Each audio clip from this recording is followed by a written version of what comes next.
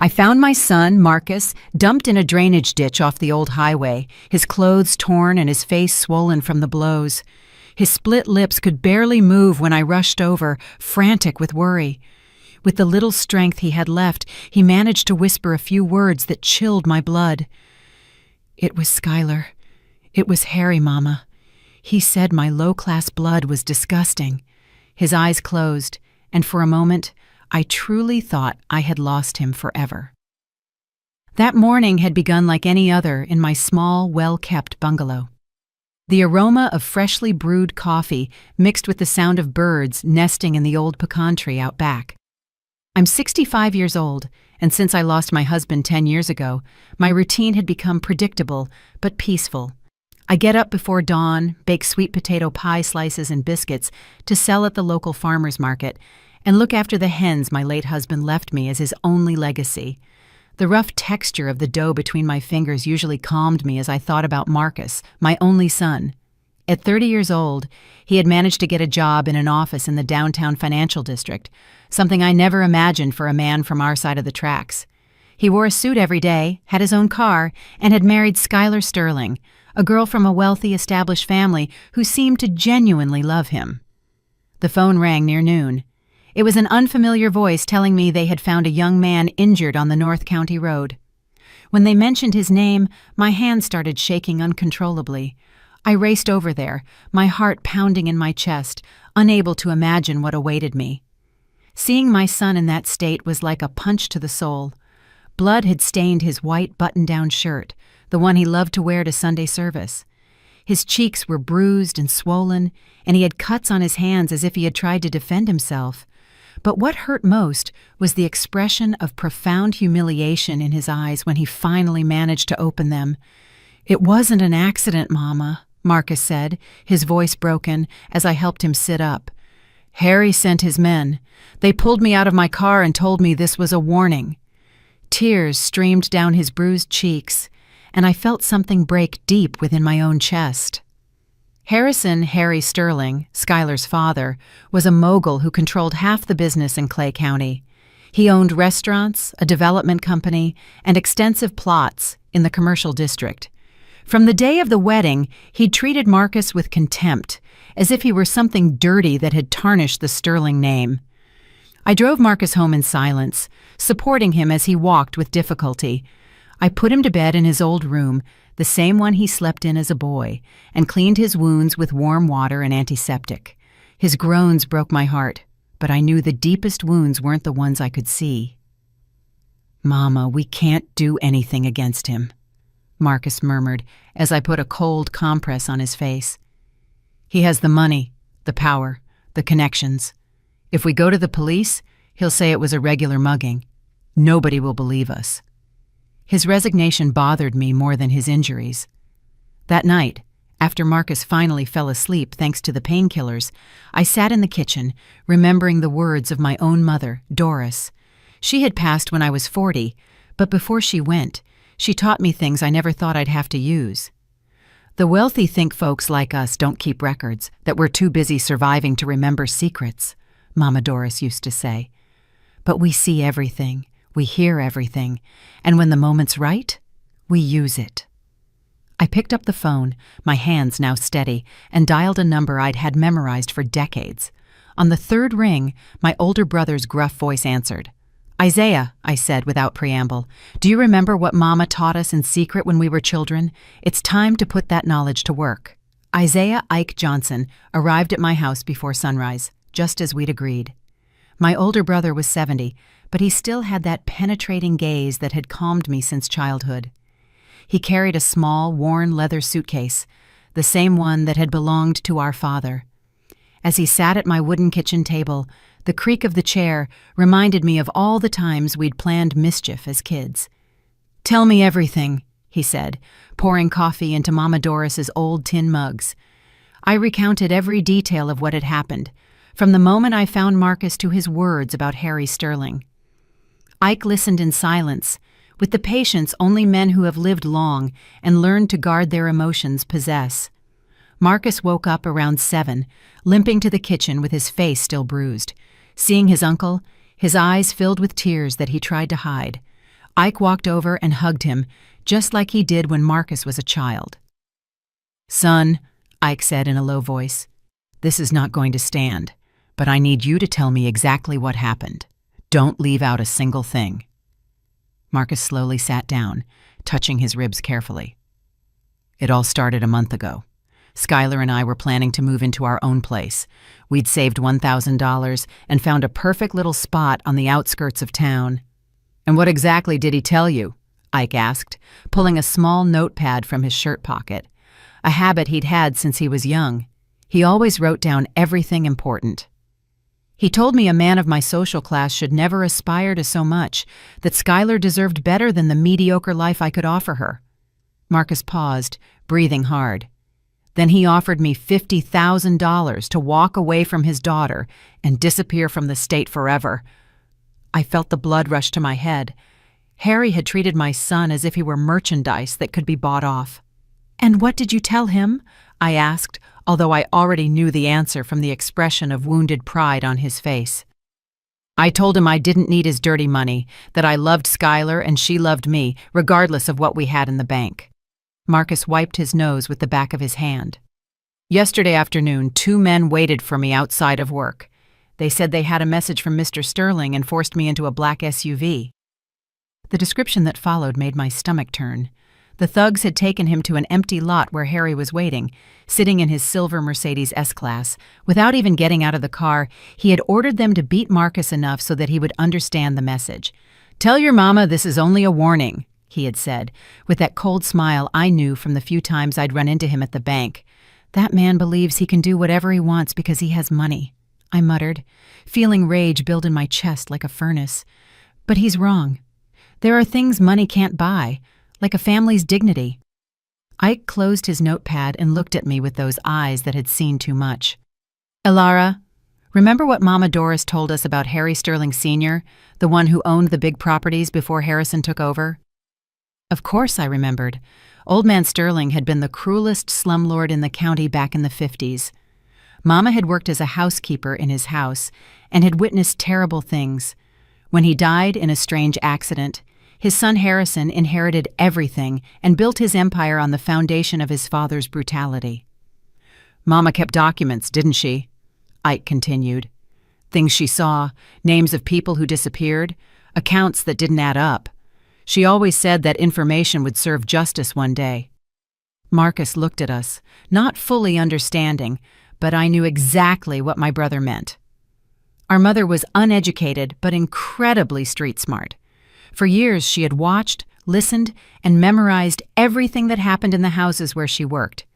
Before she passed, she had given me a metal box with photographs, letters, and documents she had managed to save.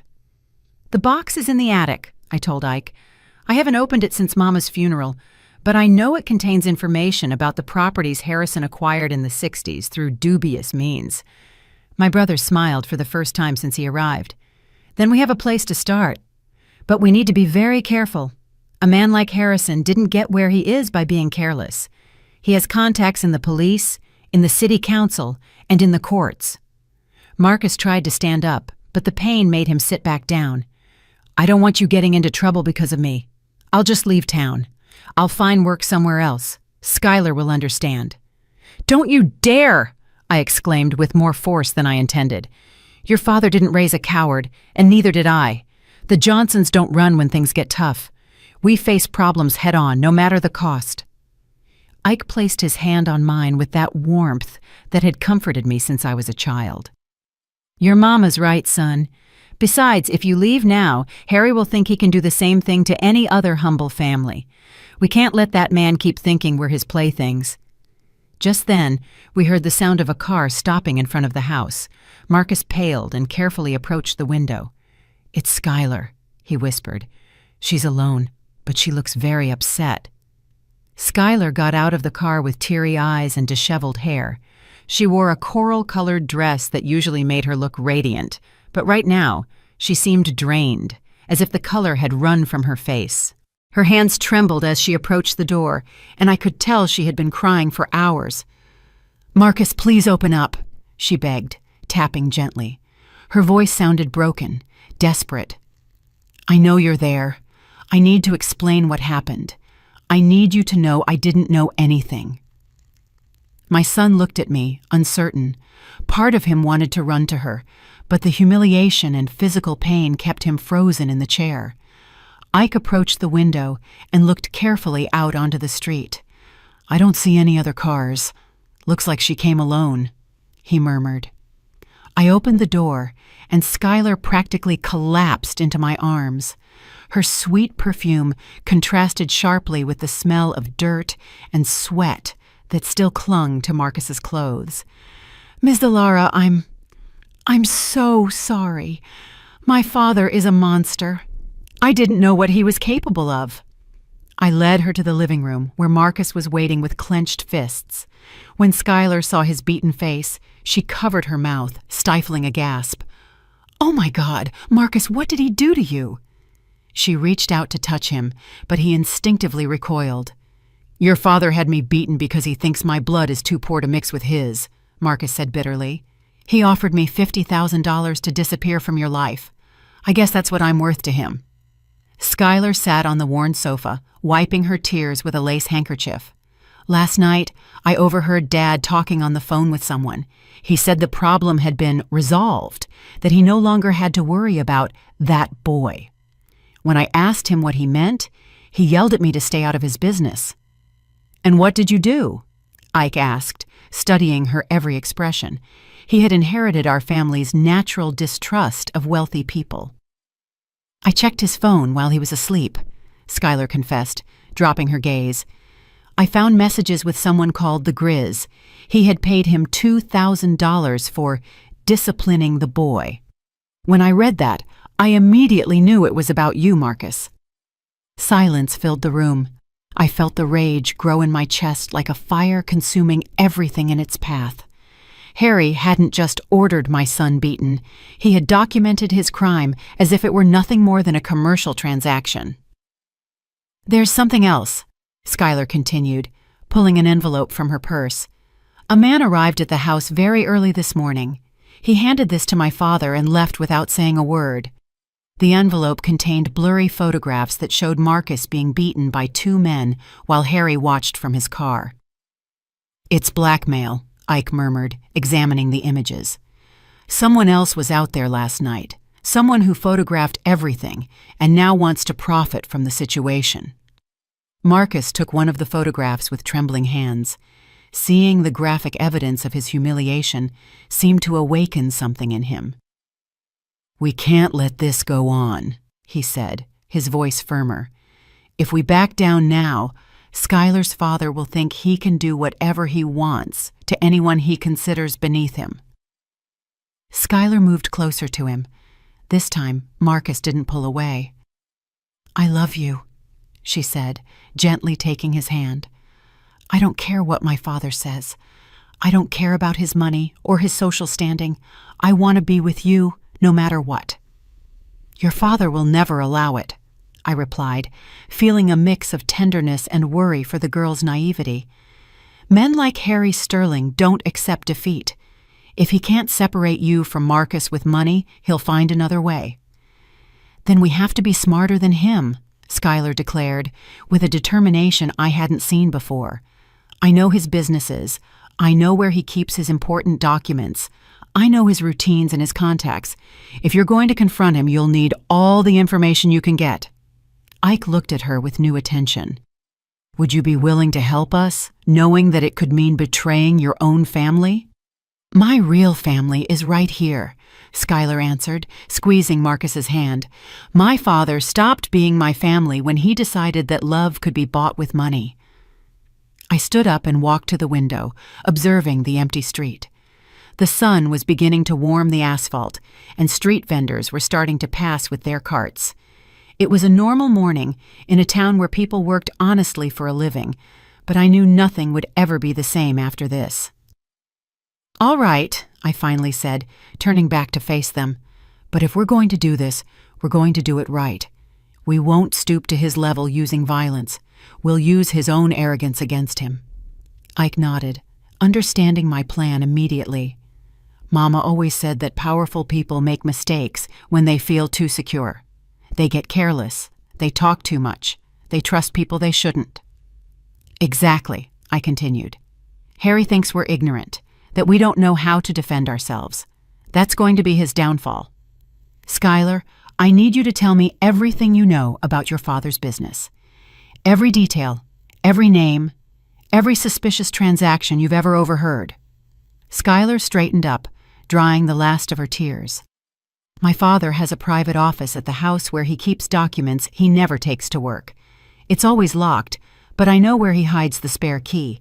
He also holds secret meetings on Thursday nights, with men who arrive in cars without license plates. What kind of men? Marcus asked, his voice taking on a more decisive tone. Tough guys with scars who speak in low voices and constantly look over their shoulders. Dad meets them in the basement and always pays them in cash. Skylar paused, recalling something important. Once I overheard them mentioning something about land they had cleared for new developments. Ike and I exchanged a meaningful glance. That sounded exactly like the stories Mama Doris used to tell us about Harrison's father, when he used to coerce landowners into selling their property for far less than it was worth. Skylar, I said with a serious tone, would you be willing to get us access to that office? I wouldn't ask this if it weren't absolutely necessary, but we need solid proof of what your father is doing. The young woman didn't hesitate for a second. I will do whatever it takes to protect Marcus and to stop my father. It's time someone put a leash on him. 2 days later, Skylar returned to my house with a tense but determined expression. She wore a peach-colored blouse and dark pants, dressed as if for a business meeting. In her hands, she held a manila folder that seemed to weigh more than it should. Marcus had recovered enough to walk without a limp, though the bruises on his face still told the story of Harry's cruelty. I got the documents, she announced, setting the folder on the kitchen table. Dad left for one of his meetings last night and didn't return until very late. I had 3 hours to photograph everything I found in his private office. Ike immediately approached, adjusting the reading glasses he'd pulled from his shirt. He had worked as an accountant for a trucking company for 40 years and knew how to spot financial irregularities better than anyone. What kind of documents were you able to get? He asked as he opened the folder. Contracts for land purchases, cash payment receipts, photographs of properties before and after they were acquired. Skylar sat next to Marcus, who took her hand for support. I also found a list of names with dollar amounts next to them. Some names are crossed out in red ink. The contents of the folder chilled my blood. There were photographs of poor families being evicted from their homes, contracts signed under evident duress, and most disturbingly, a list of people who had disappeared after refusing to sell their property. I recognized some names: Mr. Jerome Vance, who had a small farm near the river, and the Morales family, who raised goats in the hills. They had all mysteriously vanished in the last 5 years. This man is worse than I imagined, I murmured, examining a receipt for $25,000 paid to someone identified only as the fixer. He doesn't just steal land, he eliminates anyone who stands in his way. Marcus went pale as he looked at the photographs. Skylar, if your father discovers you took these pictures, he'll do the same thing to you he did to these families. His voice trembled, not with fear for his own safety, but for the woman he loved. I've already thought about it, Skylar replied with a surprising firmness. That's why I also brought this. She pulled a small envelope containing a golden key from her purse. This is the spare key to his safe deposit box at the bank. That's where he keeps the cash he uses for these special jobs. Ike gave a low whistle. If we can prove he has $200,000 in unjustified cash, we can connect him to all these crimes. He stopped, looking at Skylar with concern. But getting that information is going to be very dangerous. Banks have security systems, cameras, guards. My father took me there several times when I was little, Skylar explained. I know the manager, Mr. Lewis. He's been a family friend for 20 years. I could convince him that I need to review some old inheritance documents that Dad left in my custody. It's too risky, I objected, feeling a mother's instinct to protect her daughter. If Harry finds out what you're doing, he won't hesitate to hurt you. Men like him have no limits when they feel threatened." Just then the phone rang, interrupting our conversation. It was a jarring sound that made all of us jump. Marcus went to answer, but after the second ring, the call was cut short. It immediately rang again, following the same pattern. 2 rings, then silence. "Someone is watching us," Ike murmured, cautiously approaching the window. "It's a signal.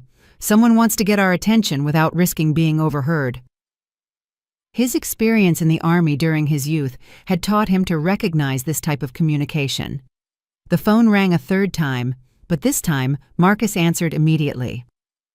"Hello?" he said, his voice tense. On the other end, a gruff, clearly distorted voice spoke.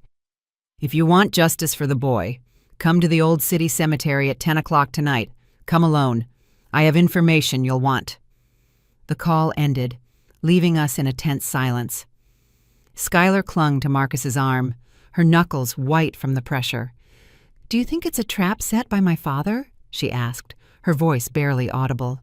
"It's possible," I admitted, "but it could also be someone with valuable information who can't risk being seen with us in broad daylight." I remembered Mama Doris's words about the people in town. There is always someone who sees everything, but can't speak. Those people keep secrets until the moment comes to use them. Ike returned from the window, his expression worried. "There's a black SUV parked at the end of the street. It's been there since Skylar arrived. It can't be a coincidence." "It's my father's men," Skylar confirmed, growing pale. "I recognize them. He always sends surveillance when he suspects something." She stood abruptly, heading for the door. "I have to go. If they see me here too long, they'll report it to Dad." "Wait."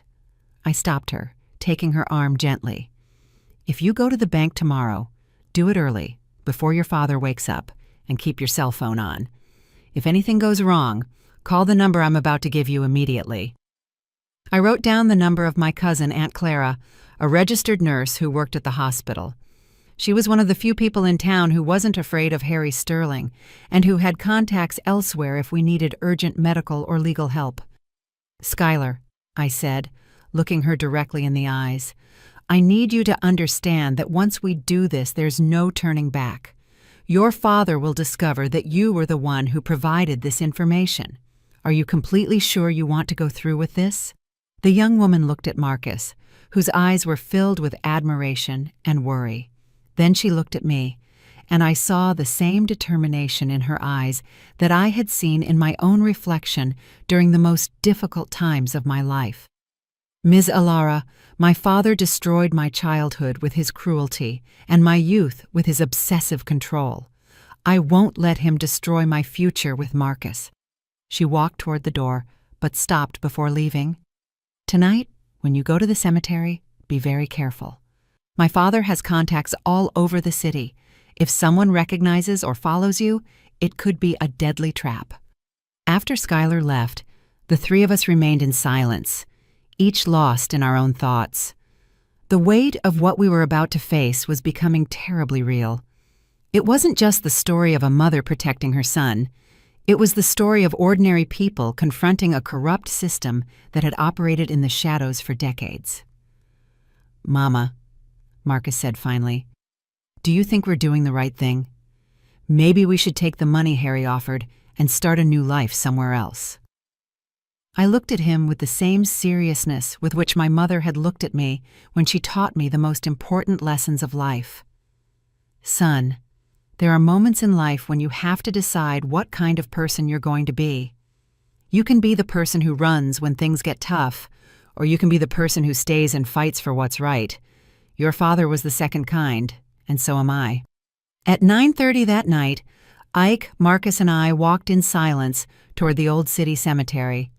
The streets were empty, save for a few stray dogs that followed us for a couple of blocks before disappearing into the shadows. The night air carried the scent of magnolia flowers mixed with the smell of damp earth that always preceded the rainy season. The old cemetery was located on the outskirts of town, surrounded by a rusty iron fence that creaked in the wind. The oldest gravestones dated back to the turn of the last century, many of them tilted by time and covered in moss. The full moon provided enough light to walk among the graves without tripping, but it also created unsettling shadows that seemed to move around us. "There he is," Ike murmured, pointing toward a figure waiting next to the Herrera family mausoleum. It was a tall, thin man, dressed in dark clothes and a cap that partially hid his face. As we got closer, I could see he was around 50 years old and had a scar running across his left cheek from his ear to the corner of his mouth. "Are you the family of the young man who was beaten?" he asked in a hoarse voice, keeping to the shadows. His accent suggested he wasn't from the area, likely from a bigger city up north. "We are," Marcus replied, stepping forward despite the pain in his ribs. "Who are you? Why do you want to help us?" The man removed his cap, revealing graying hair and eyes that had seen too much wrong. "My name is Daryl, but that doesn't matter. What matters is that I worked for Harry Sterling for 10 years, until my conscience couldn't handle the things he asked me to do anymore." "What kind of things?" I asked, although part of me already dreaded the answer. "Disappearances, threats, blackmail. Harry built his empire on the misery of families like yours." Daryl pulled a thick envelope from his jacket. "Here are copies of all the jobs I did for him between 2015 and 2023. Photographs, recordings, documents that prove how he operates." Ike took the envelope with trembling hands. "Why did you keep all this? Why didn't you go to the police?"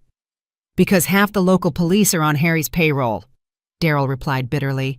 "The chief gets $5,000 a month to look the other way. The judges get $10,000 to close cases involving Sterling's properties. The whole system is rotten to the core."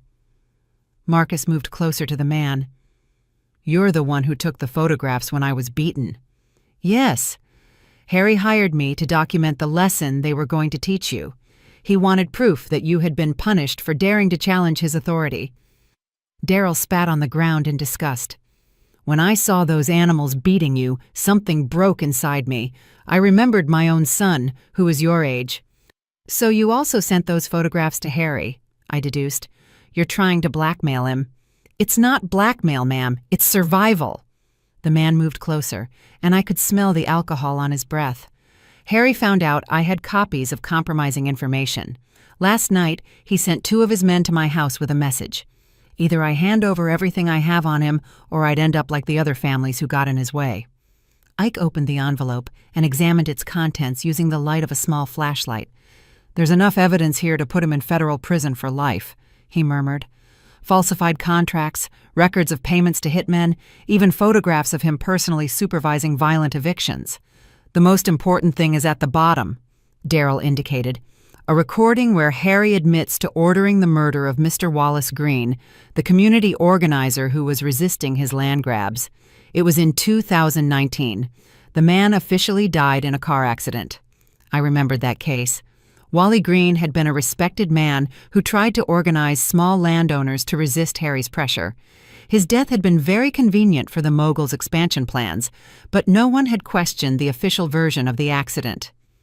"Why are you giving this to us?" Marcus asked with justified suspicion. "What do you gain by helping us?" "Nothing. In fact, I'm probably going to die for this." Daryl put his cap back on, preparing to leave. "But I have a son your age working up north. If I don't stop Harry now, when my boy comes home, he could be the next victim of that man's arrogance." "Where are you going now?" I asked him, feeling a mixture of gratitude and concern for this stranger who had risked everything to help us. "Far away, very far. I have contacts in other states who can get me new papers." He walked toward the cemetery exit, but stopped and turned back to us. "You have to be very careful. Harry already knows someone has information against him. He'll be paranoid, dangerous. Don't trust anyone in town because he has eyes and ears everywhere." "What about Skylar?" Marcus asked anxiously. "Is she in danger?" "More than you imagine. Last night I overheard Harry talking on the phone with someone about sending his daughter to a boarding school in Switzerland.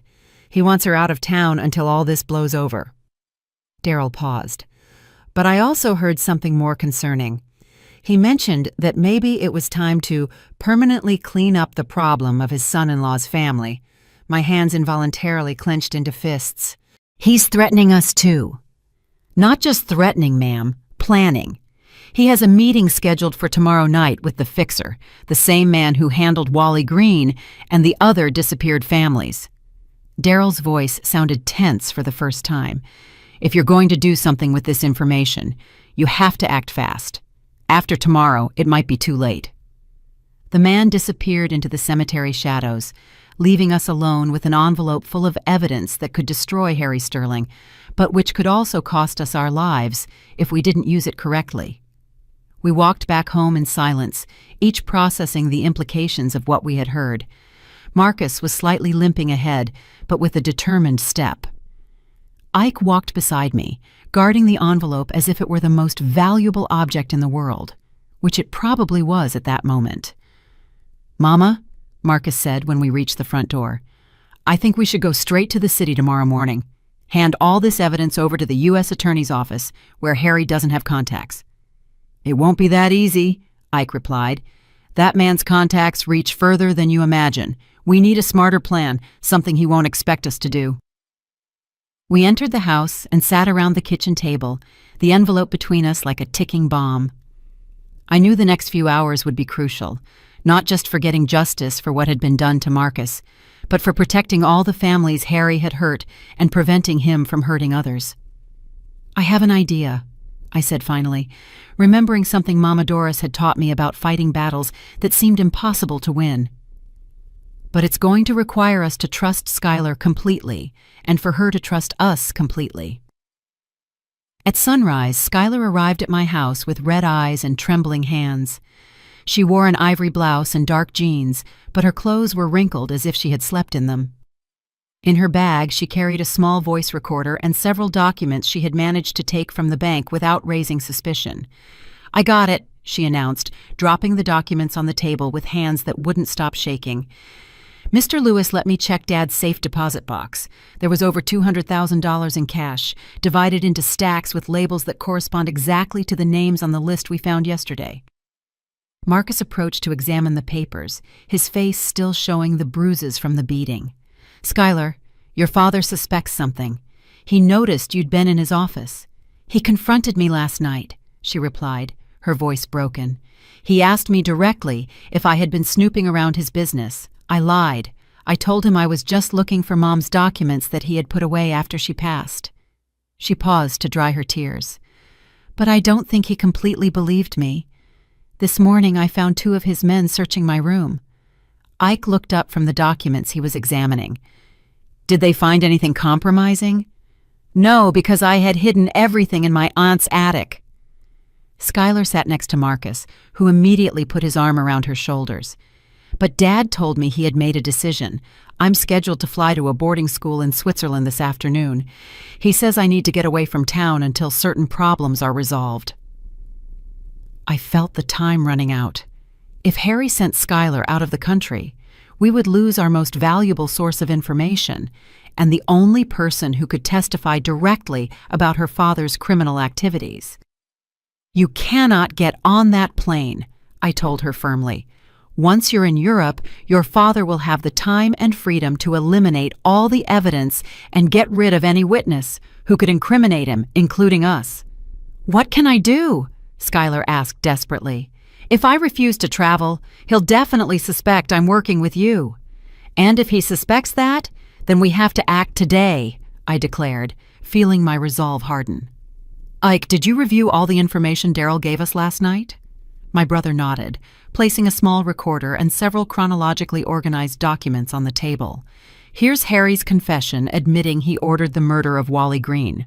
We also have photographs of him supervising violent evictions, copies of falsified contracts, and receipts of payments to hitmen totaling over $500,000 in the last 5 years." Marcus picked up one of the receipts, examining it carefully. "This is the receipt for the payment to the Grizz for beating me, $2,000 for what he called a disciplinary correction service." His voice was controlled, but I could see the contained rage in his eyes. "And this is the most important thing," Ike continued, showing an official document, a copy of Harry Sterling Sr.'s original will, which specified that all properties should be donated to charitable organizations after his death. Harrison falsified a second will to inherit everything. Schuyler leaned in to examine the document. "I recognize that handwriting. It's my grandfather's script, but it's definitely not his real signature. Dad used to practice imitating it when I was little. I thought it was just a game, but now I understand he was preparing to forge legal documents." The phone rang, interrupting our conversation.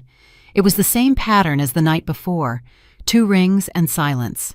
This time, however, when Marcus answered, it was Daryl's voice, but it sounded much more urgent than before. "You have to move right now," he said without preamble. "Harry sped up his plans. The meeting with the fixer was moved up to 3 o'clock this afternoon. They're going to eliminate the whole family and make it look like a car accident on the mountain highway." "How do you know that?" Marcus asked, paling. "Because the fixer is my younger brother, Trey," Daryl confessed, his voice broken. "He called me this morning to warn me to get out of town immediately. Harry offered him $50,000 to eliminate the Johnson family problem without raising suspicion." Silence filled the room.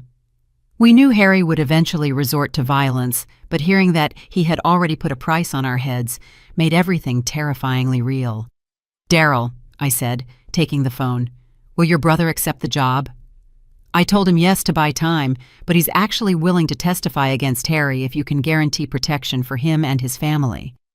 He has recordings of other conversations where Harry plans more murders." "Where can we meet him?" "At St. Michael's Church in 1 hour. Come through the back entrance, the one that leads to the garden, and bring all the evidence you have.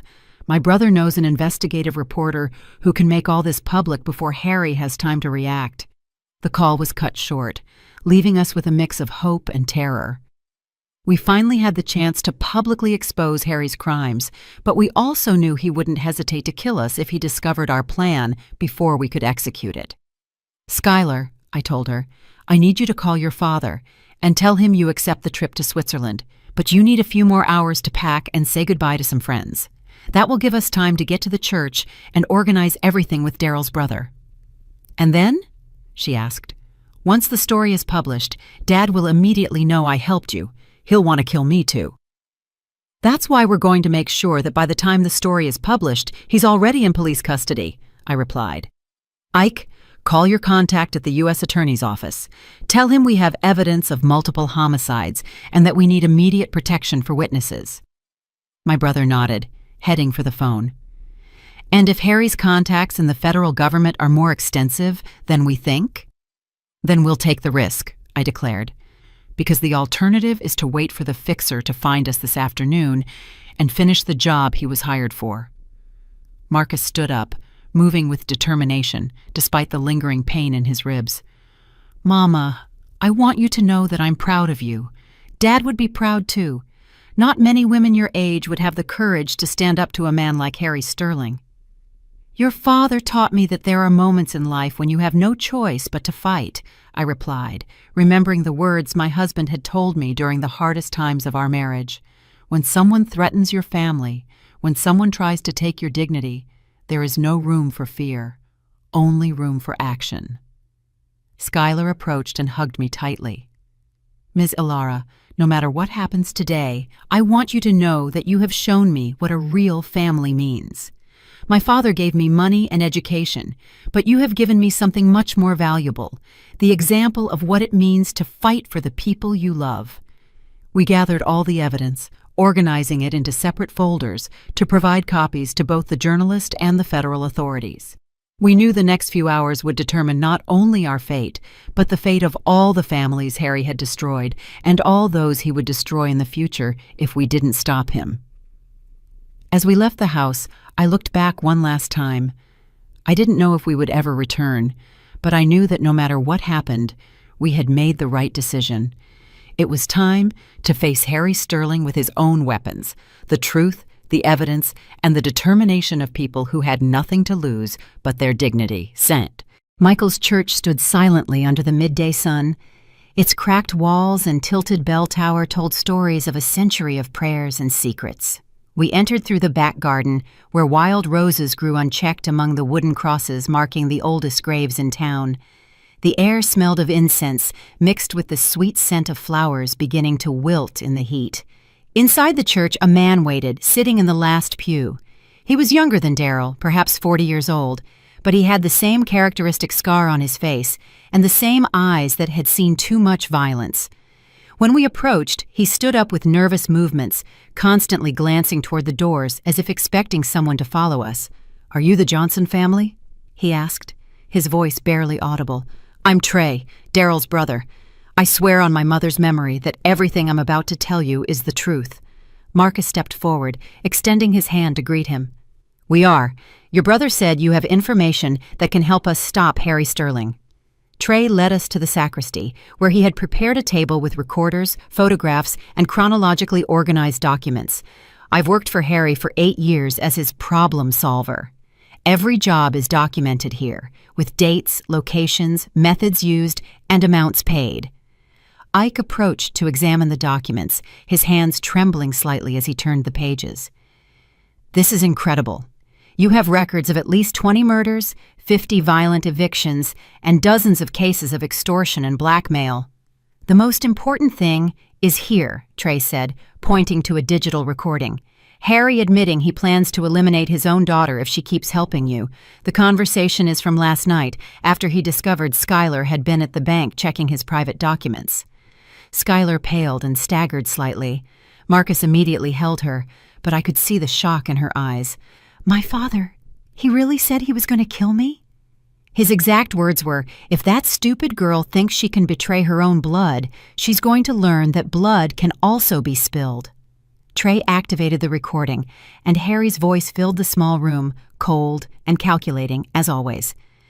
"The problem with Skylar is that she inherited her mother's sentimental weakness," Harry was heard saying. "She thinks love is more important than family loyalty. If I have to choose between losing my empire or losing a disloyal daughter, the choice is obvious." Tears ran down Skylar's cheeks, but there was something more than pain in her expression. It was rage, a deep, profound rage that had been building since she discovered her father's true nature. "I want that monster to pay for everything he has done, not just to you, but to all the families he has destroyed." "There's more," Trey continued, showing recent photographs. "Harry has been preparing his escape. He has false documents ready, bank accounts overseas, and a private jet scheduled to leave tonight for a country with no extradition treaty. He knows someone will eventually expose him, and he's preparing to flee." "Why are you helping us?" I asked him directly. "What do you gain by turning in your boss after so many years working for him?" Trey took off his shirt, revealing deep scars on his back and arms. "These are the marks my own boss left on me when I made a minor mistake 3 years ago. Harry had his own men torture me to teach me discipline. Since then, I've been planning my revenge." "But there's something else," he added, pulling a photograph from his wallet. It was a girl about 10 years old, smiling in front of a rural school. "My daughter lives with her mother in a nearby town. Harry found out where she is and threatened to harm her if I didn't eliminate your family today. I can't let him use my little girl to force me to kill innocent people." The puzzle was starting to come together. Trey didn't just want personal revenge, he was trying to protect his own daughter from becoming another victim of Harry's blackmail. He was a desperate man trying to break the cycle of violence that had trapped him for years. "I have a plan," I announced, unfolding a map of the town on the table. "The investigative reporter will be here in 2 hours. We need to keep you safe until then, and we also need to make sure Harry can't escape before the story breaks." "How are we going to stop him?" Marcus asked. "That man has bodyguards, weapons, and contacts everywhere. We can't confront him directly." "We're not going to confront him directly," Trey replied with a chilling smile. "We're going to use his own paranoia against him. Harry is expecting me to eliminate your family this afternoon. Instead, I'm going to call him and tell him I found evidence that Skylar is planning to escape the country with you, taking compromising information." "That will infuriate him," I objected. "He'll want to kill us immediately." "Exactly, but it will also force him to move personally. Harry never delegates matters he considers truly important. He'll come here with few men, trusting that I've already eliminated the main threat. Trey pointed to various spots on the map. This is where we'll set the trap.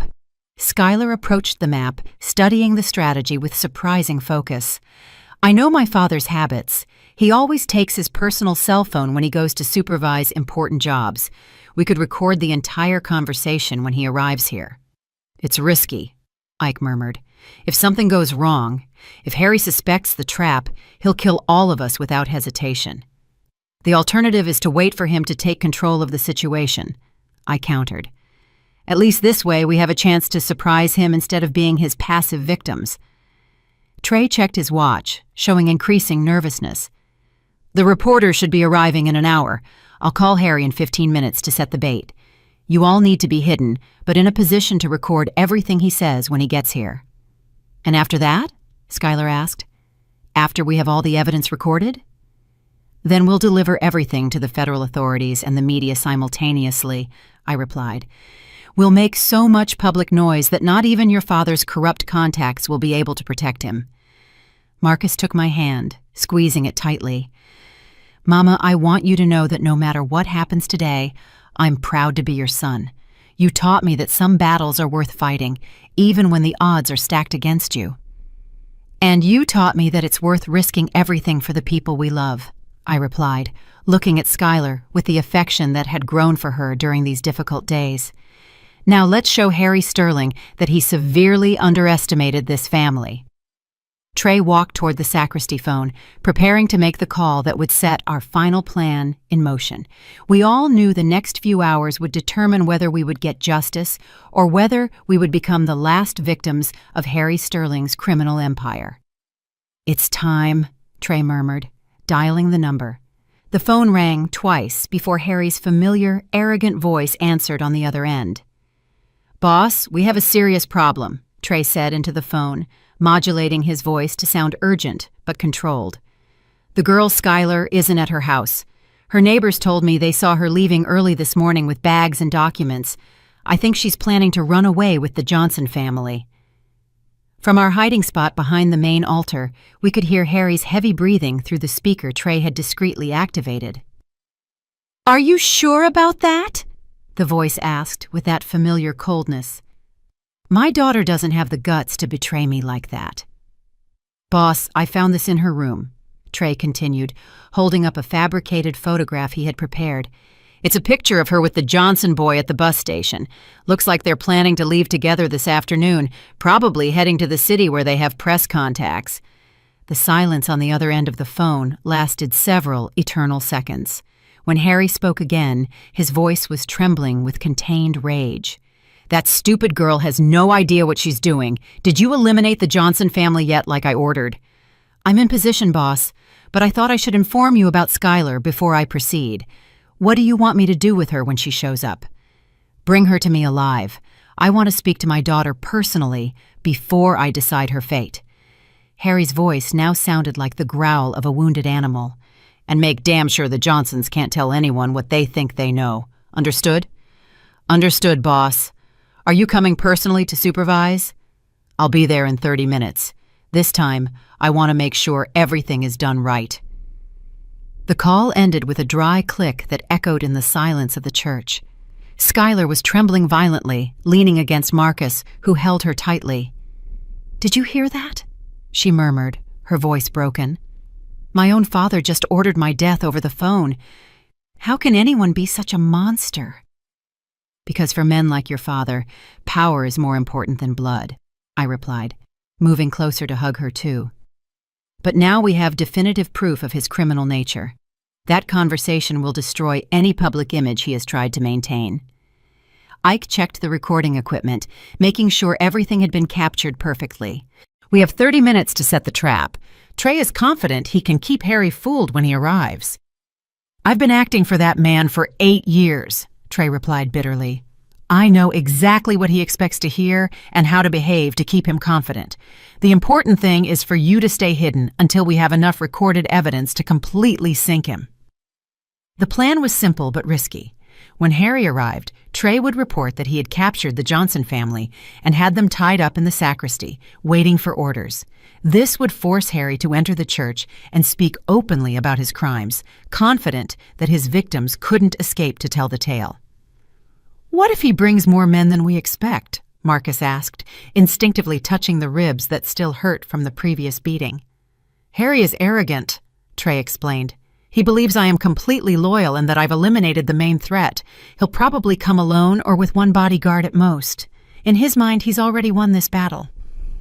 We positioned ourselves carefully behind the main altar, where a thick curtain concealed us but allowed us to hear everything clearly. Skylar had set her phone to record as a backup, and Ike had the video camera ready that we had brought to document the entire encounter. The minutes passed slowly, each second marked by the ticking of the old tower clock that had kept the town's time for almost a century. The silence of the church was interrupted only by our nervous breathing and the distant sound of birds in the garden outside. Finally, we heard the roar of a powerful engine approaching. Trey discreetly peered through the window and signaled to us. It was Harry's silver Mercedes S-Class, exactly as predicted. "He came alone," Trey whispered. "His arrogance is going to be his downfall." Harry entered the church with firm steps, his impeccable linen suit contrasting with the humility of the sacred place. He wore sunglasses despite being indoors, and his Italian leather shoes echoed against the cracked tiles of the colonial floor. "Where are they?" he asked directly, without bothering with greetings. His voice filled the space with that authority he was accustomed to wielding over everything and everyone around him. "In the sacristy, boss, all three tied up and ready for whatever you order." Trey played his part perfectly, showing the deference Harry expected from all his employees. "And my daughter, did that traitor show up yet?" "Not yet, but I have the bus station covered. When she arrives, we'll be waiting." Harry headed toward the sacristy with determined steps, but stopped halfway down the aisle. "Trey, I want you to understand something. What we're going to do today is going to send a very clear message to the entire county. Nobody, absolutely nobody, defies Harry Sterling and lives to tell about it. Understood?" "Understood, boss." "You want it to look like an accident, like the other times?" "No. This time, I want them to know exactly what happened and why." Harry's voice filled with a blood-chilling cruelty. "I want that when the bodies are found. Everyone understands that trying to humiliate me has fatal consequences." Skylar covered her mouth to stifle a sob, but Marcus calmed her with gentle strokes of her hair. Ike continued recording everything, documenting every word that came out of Harry's mouth as irrefutable evidence of his murderous intentions. "Furthermore," Harry continued, moving closer to the sacristy, "when Skylar shows up, I want you to bring her straight here. She's going to see exactly what happens to people who betray their own family. After that, she's taking the first flight to Europe and staying there until she learns to be an obedient daughter. And if she refuses to cooperate..." Harry stopped right in front of the sacristy door, so close we could smell his expensive cologne mixed with the cigar scent that always accompanied him. "Then Skylar is going to accompany the Johnsons on their final trip. I can't allow any member of my family to stain the Sterling name." Just then, we heard the sound of several cars arriving at the same time. Harry tensed immediately, looking toward the main door of the church with an expression that mixed surprise and suspicion. "Were you expecting company?" Trey asked him, his voice suddenly dangerous. "No, boss. I don't know who that could be." The church doors opened forcefully, and 3 men in dark suits entered, followed by a woman with a professional voice recorder and a television camera. It was the investigative reporter from the city, accompanied by a team from the U.S. Attorney's Office. "Mr. Harrison Sterling," one of the agents said in an official voice, "you are under arrest for multiple counts of homicide, extortion, and conspiracy. Everything you say can and will be used against you." Harry's expression changed from arrogance to complete shock in a matter of seconds. His eyes moved frantically between Trey, the agents, and the sacristy door where he believed we were hidden. "This is a mistake," he declared, his voice trembling for the first time since we had known him. "I don't know what you're talking about. I just came here to pray." At that moment, we emerged from our hiding place behind the altar. Harry saw us appear, and his face transformed into a mask of pure hatred. "You!" he shouted, pointing a trembling finger at us. "This is all your fault. A low-class family trying to destroy a successful man." "No, Mr. Sterling," I replied calmly, approaching him without fear for the first time since this whole nightmare began. "This is all your fault for thinking you were superior to other people, for thinking that money gave you the right to destroy innocent lives." The federal agents handcuffed Harry while he shouted accusations and threats that no longer held any power over us. The investigative reporter recorded every word, documenting the final collapse of a man who had built his empire on fear and violence. His impeccable suit looked ridiculous now, the metal cuffs contrasting with his image as a respectable businessman. "This is not going to stand," he bellowed as the agents escorted him toward the exit. "I have contacts who are going to make all of you pay for this. Nobody humiliates me and lives to tell about it." Skylar approached her father with firm steps, drying the last tears she would ever shed for him. "Dad, for 20 years I waited for you to love me like a daughter.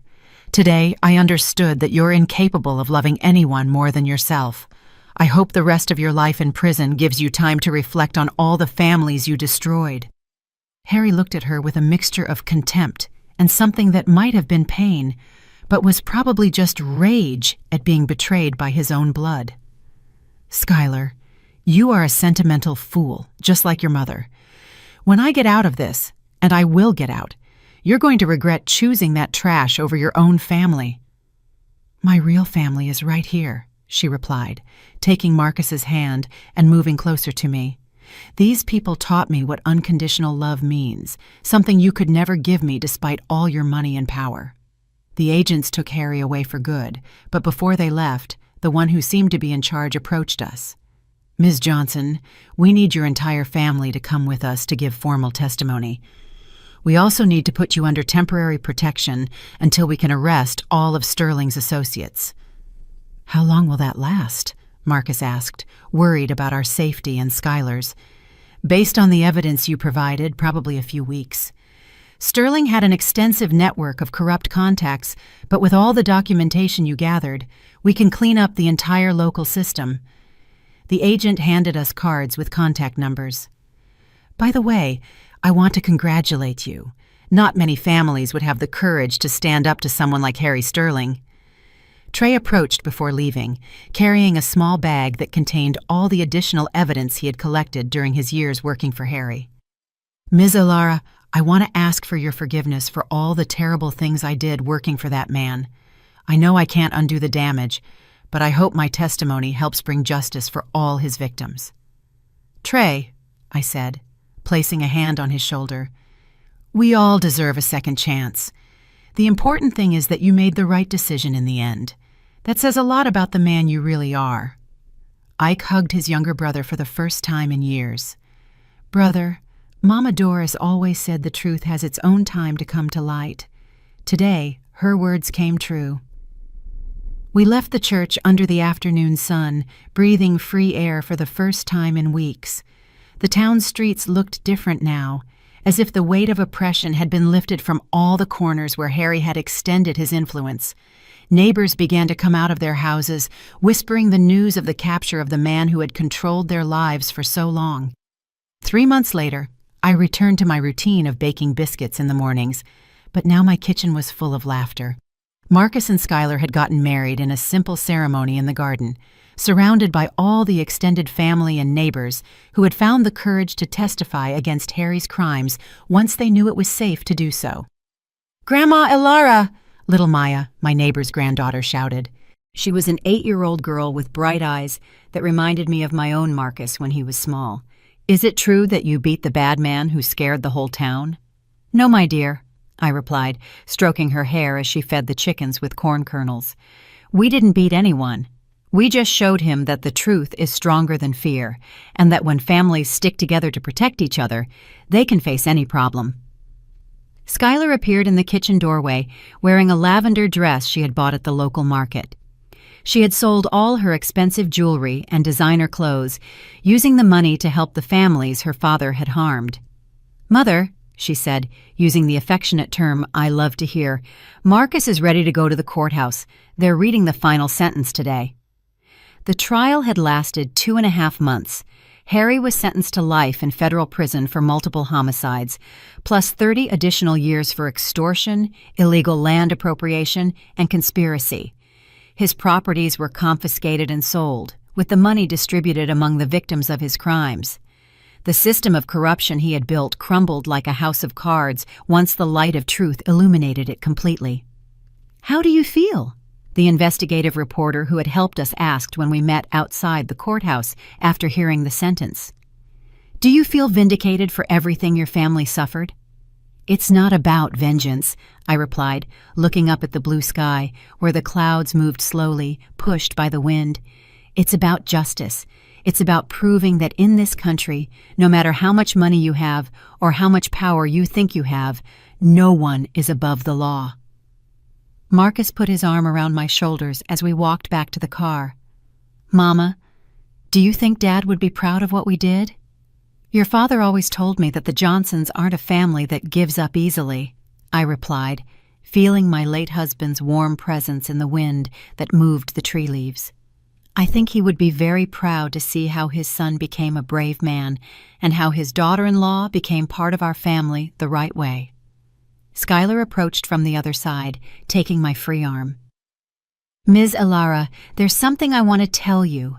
Marcus and I are expecting a baby. It's due in March, and we want to name him after your husband if it's a boy, or after your mother if it's a girl."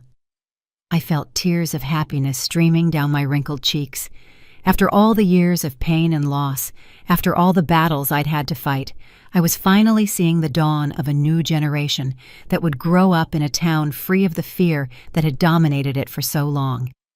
"You're going to be wonderful parents," I told them, already imagining that baby running in my garden, feeding the hens, listening to the family stories I would tell him or her so they would never forget where they came from and why it was important to always defend the truth. That night, sitting in my rocking chair on the front porch, I watched the stars shining clearer than ever in the town sky. Ike had stayed for dinner, and his laughter mixed with Marcus and Skylar's from the kitchen, where they were doing the dishes and planning the future. The phone rang once, but this time it wasn't a threat or a warning. It was my cousin, Aunt Clara, calling to tell me they had opened a new community health clinic downtown, funded with part of the money recovered from Harry's assets. Medical services, that had been a privilege for the wealthy for decades, were now available to all working families. "Elara," Clara said excitedly, "they're going to need nurses and administrators for the new clinic. Do you think Marcus and Skylar would be interested in working there? It would be perfect for a young family just starting out." I hung up the phone, feeling the circle was complete. Justice had not only punished the guilty, but it had opened new opportunities for honest families to thrive in an environment free of corruption and fear. As I prepared for bed, I remembered the words my mother had told me decades ago. "Elara, there are moments in life when you have to choose between being a victim or being a fighter. The difference isn't in the strength of your arms, but in the strength of your heart." That night, I slept soundly for the first time in months, knowing that we had chosen to be fighters, and that our children and grandchildren would grow up in a world a little more just, thanks to the decisions we had made when all seemed lost. Did you like the story, and which city are you listening from? Let's meet in the comments. If you liked the story, you can support me by sending a super thanks so I can keep bringing more stories like this. Thank you so much for your sweet support. I'm looking forward to your comments on the story. On the screen, you can see 2 new life stories that I highly recommend. There's so much more on my channel. Don't forget to subscribe. See you in the next life story. With love and respect.